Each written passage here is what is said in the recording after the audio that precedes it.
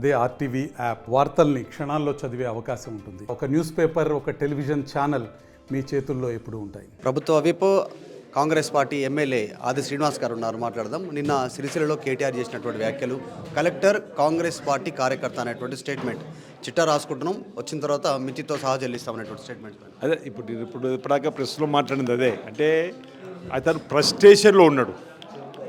కేటీఆర్ గారు 10 సంవత్సరాల పరిపాలనలో అప్పనంగా సుమారు 1000 ఎకరాల భూమి, ప్రభుత్వ భూమి, ప్రైమ్ టైంలో వాళ్ళ మిత్రులకు కట్టబెట్టిన వైనాన్ని తెలుసుకొని తిరిగి ప్రభుత్వ భూమిని ఆ ప్రభుత్వ ఖాతాలోకి ధరణి నుంచి మార్చేటువంటి కార్యక్రమం చేస్తూ ప్రజా అవసరాలకు లేదంటే భూమి లేని వాళ్ళకి ఇచ్చేటువంటి ఏర్పాటు చేయడం కోసం చేస్తున్న ప్రయత్నాన్ని తను చెప్తే వింటలేనటువంటి మాటతోటి ఈరోజు కలెక్టర్ గారిని బెదిరించేటువంటి కార్యక్రమం, కలెక్టర్ గారు కాంగ్రెస్ కార్యకర్త అనేటువంటి మాట, అదేవిధంగా కలెక్టర్ గారు సన్యాసి అనే మాట అంటున్నాం. అందుకే మేము ఈరోజు అంటున్నాం, సిరిసిల్లలో జరిగిన ఆ భూ వ్యవహారంపై అసలు ప్రొసీజరే లేదు, అసలు ఫైల్ లేకుండానే ఏకంగా వాళ్ళకి సంబంధించిన వాళ్ళు ఏ విధంగా ఆ భూములు వచ్చినాయని చెప్పండి. ఒకవేళ ప్రభుత్వ భూములు అప్పచెప్పాలంటే దళితులు, గిరిజనులు, అర్హులైన వారికి ఇవ్వాలి. అసలు ఆయన ఎవరికి ఇప్పించిండు?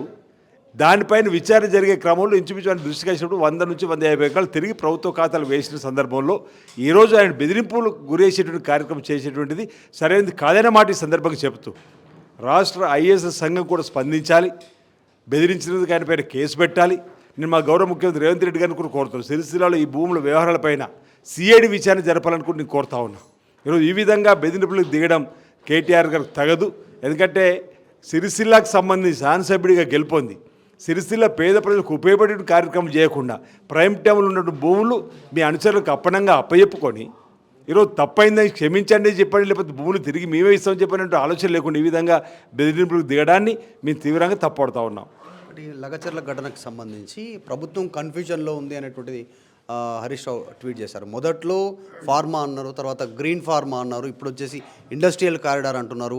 ఎందుకు ప్రభుత్వం మాట మారుస్తూ పోతా ఉంది అనేటువంటి స్టేట్మెంట్ అడుగుతారు. ఇప్పుడు మా గౌరవ ముఖ్యమంత్రి గారి సొంత నియోజకవర్గం, ఆ నియోజకవర్గంలో ఉపాధి కల్పించేటి కార్యక్రమంలో భాగంగా ఇండస్ట్రియల్ క్యారియర్లు తీసుకురావాలని చెప్పినటువంటి వారైతే ఆలోచన ఉందో, ఇండస్ట్రియల్ పార్క్ అనుకుందాం, లేకపోతే ఇండస్ట్రీకి సంబంధించినటువంటి అనేక పరిశ్రమలు వచ్చినటువంటి ఉపాధి పెరుగుతుందని చెప్పిన ఆలోచన తీసుకున్న నిర్ణయం. వీళ్ళ ఆలోచనతోటే మనం కొన్ని సందర్భాలలో ఏమేమి తీసుకురావాలో బాగుంటుందని చర్చ జరుగుతుంటుంది. అంత మాత్రం ఫైనల్ కాకముందే వీళ్ళే విషయం చిమ్మే విధంగా మాట్లాడేటువంటి కార్యక్రమం ఏదైతే సబబుగా ప్రజలందరూ గమనిస్తారు. ఇప్పుడు లగ్జరీల ఘటనలు కూడా కలెక్టర్ పైన ఇదే విధంగా దాడి, వాళ్ళ అనుసరులే రావాలని కావాలని తెప్పించుకోండి. ఇప్పుడు కూడా సిరిసిల్లలో కూడా అదే ఘటన. అంటే వీళ్ళకు వాళ్ళ అయాంలో ఐఏఎస్లు వాళ్ళ ముఖాల దగ్గర కూర్చుని పెట్టుకునేటువంటి సంస్కృతి పెంచి పోషించినప్పుడు వాళ్ళు ఈ విధంగా ఇప్పుడు మళ్ళీ కలెక్టర్పై జరుగుతున్న దాడును సమర్థించే విధంగా వాళ్ళు మాట్లాడడం అనేది సరైనది కాదు. వారి నియోజకవర్గంలో ఒక పరిశ్రమలు తీసుకురావడం కోసం మరి 1100 ఎకరాలు 1000 ఎకరాలు తీసుకునే కార్యక్రమం వారికి కూడా మెరుగైనటువంటి, ఒకవేళ 10 లక్షలు ఉంటే 200, 300 పెంచి తీసుకోవాలని చెప్పిన కార్యక్రమం కూడా తీసుకుంటున్న సందర్భంలో కావాలని ఇదేదో లడాయి లేదంటే కావాలని దుర్చారం చేసేదో రేవంత్ రెడ్డి గారి పైన విషం చిమ్మేటువంటి కార్యక్రమం, ఓరవలేక ఈరిష్టం చేస్తున్న కార్యక్రమం తప్ప మరొకటి కాదు. వీళ్ళు ఎన్ని కుట్రలు పడినా అభివృద్ధి అనేది ఆగది. ఉపాధి కోసం పరిశ్రమలు తీసుకొని వస్తాం, వాటి ద్వారా యువకులు ఇప్పటికీ 60,000 మందికి ఉద్యోగాలు కల్పన చేసినాం, 2 లక్షల జాబ్ క్యాలెండర్ కూడా ఇచ్చినాం. అంటే వీళ్ళకి మీరు చెప్పిన మాటలు ఇచ్చిన హామీలు అమలు చేసుకుంటూ ముందుకు పోతుంటే ఎక్కడ ప్రజాబాహుళ్యులు కాంగ్రెస్ పార్టీ మరింత బలంగా పాతుకుపోతుందని చెప్పిన ఒక భయంతో మళ్ళీ 11 మాసాలు కాలేదు అప్పుడు మీ అధికారులు రావాలని చెప్పినటువంటి తాపత్రం చేసేటువంటి ఆరోపణ తప్ప మరొకటి కాదని సందర్భంగా నా వైపు నుంచి తెలియజేస్తా ఉన్నా. మీరు ప్రజా ఉత్సవాల పేరిట, ప్రజాపాలన పేరిట ఉత్సవాలు జరపడానికి ప్రభుత్వం సిద్ధమవుతా ఉంది, సమాయత్తం అవుతూ ఉంటే శ్రీనివాస్ గారు వాళ్ళు దీక్షా దివస్ 29, తర్వాత డిసెంబర్ 9 దాన్ని కూడా విజయ్ దివాస్గా జరపాలనేటువంటి ప్లాన్ చేస్తూ ఉన్నారు. ఆ రోజే మీరు చేసినటువంటి వైఫల్యాలను బయట పెడతామనేటువంటి స్టేట్మెంట్ చేస్తూ ఉన్నారు. ఏం వైఫల్యం చేసినాం? రైతు రుణమాఫీ 18,000 కోట్లు రుణమాఫీ చేసినాం. ఇది వైఫల్యం కిందకి వస్తుందా?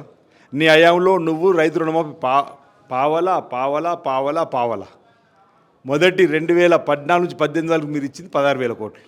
ఆ తర్వాత 2018 వచ్చిన తర్వాత ఒకసారి 469 కోట్లు ఇచ్చారు, ఒకసారి 11,000 కోట్లు ఇచ్చారు. ఈరోజు మేము 11 మాసాలు కాకముందే 27 రోజులలో 18,000 కోట్లు రైతుల రుణమాఫీ చేసినాం. వాళ్ళ కొత్తగా 18 రుణమాఫీ అయిన వాళ్ళకు కొత్తగా రుణాలు ఇప్పించినాం. ఇది కాంగ్రెస్ పార్టీ కమిట్మెంట్. రైతులు రాజు చేయాలని చెప్పిన లక్ష్యంతో. ఇది గృహజ్యోతిలో 200 యూనిట్లకు కరెంట్ మాఫీ చేసినాం. అది వైఫల్యం కిందకి వస్తుందా? 10 లక్షల ఆరోగ్యం చేసుకుంటారు, అది వైఫల్యం కిందకి వస్తుందా? ఈరోజు మీరు డబుల్ బెడ్రూమ్ ఇల్లు ఎక్కడ ఇవ్వలేదు, మీరు ఇందిరా మీరు నియోజకవర్గం 3,000. కాంగ్రెస్ చేసినటువంటి 6 గ్యారెంటీల హామీల్లో కేవలం అర గ్యారెంటీ మహిళలకు ఫ్రీ ఉచిత రవాణా అనేటువంటిది బస్సులలో అదొక్కటే చేసింది కాంగ్రెస్, అది కూడా అరకింద అనేటువంటి స్టేట్మెంట్. అంటే వాళ్ళ కళ్ళు కనిపిస్తలేవు అనుకున్నాం ఇప్పటిదాకా, మీరు చెప్తే చెవులు కూడా వినపడతలేనట్టునే వాళ్ళకు. ఇప్పుడు గృహజ్యోతి 200 యూనిట్లు కరెంటు బిల్లు మాఫ్ అయితేలేవా? ప్రభుత్వం కడతలేదా?